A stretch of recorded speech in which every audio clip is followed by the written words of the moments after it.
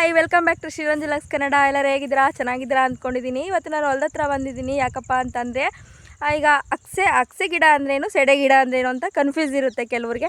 ನಾವು ಹಳ್ಳಿ ಸೈಡ್ ಇರೋದ್ರಿಂದ ನಮಗೆ ಸೆಡೆ ಗಿಡ ಯಾವುದು, ಅಕ್ಸೆ ಬೀಜ ಯಾವುದು ಅಂತ ಗೊತ್ತಾಗೋಗ್ಬಿಡುತ್ತೆ. ಸೊ ಸೆಡೆ ಗಿಡ ಅಂದರೆ ಇದೇ ಥರ ಇರುತ್ತೆ ಗಿಡ. ಸೊ ಅಕ್ಸೆ ಗಿಡ ಅಂದ್ರೂ ಇದೇನೆ.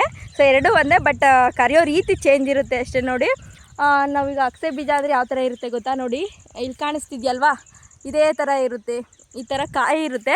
ಸೊ ಆ ಕಾಯಿಂದ ನಾವು ಬಸ್ಸಾಂಬಾರು ಆ ಥರ ಎಲ್ಲ ಮಾಡ್ಕೋಬೋದು. ಅದ್ರ ಹೂವಿನಿಂದನೂ ನಾವು ಸಾಂಬಾರನ್ನೆಲ್ಲ ಮಾಡ್ಕೋಬೋದು. ಇದ್ರ ಬೆನಿಫಿಟ್ ಏನಪ್ಪ ಅಂತಂದರೆ, ನಾವು ತಿಂಗಳಿಗೆ ಒಂದು ಸತಿನಾದರೂ ನಾವು ಅಕ್ಸೆ ಕಾಯಿನ ತಿನ್ನಬೇಕಂದ್ರೆ ಸೆಡೆಕಾಯಿನ ತಿನ್ನಬೇಕಾಗುತ್ತೆ. ಯಾಕಂತಂದರೆ ನಮ್ಮಲ್ಲಿ ಕ್ರಿಮಿಕೀಟಗಳೇನಾದರೂ ಇದ್ದರೆ, ಕ್ರಿಮಿ ಹುಳ ಅಂತ ಬರುತ್ತಲ್ವ, ಸೊ ಅದಕ್ಕೆ ಇದು ರಾಮಬಾಣ ಅಂತಲೇ ಹೇಳ್ತಾರೆ.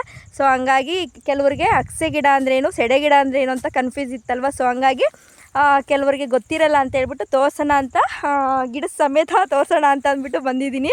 ಇಲ್ಲಿ ಮೇಲೆಲ್ಲ ಕಾಯಿ ಕಾಣಿಸ್ತಾ ಇದೆ ನೋಡಿ.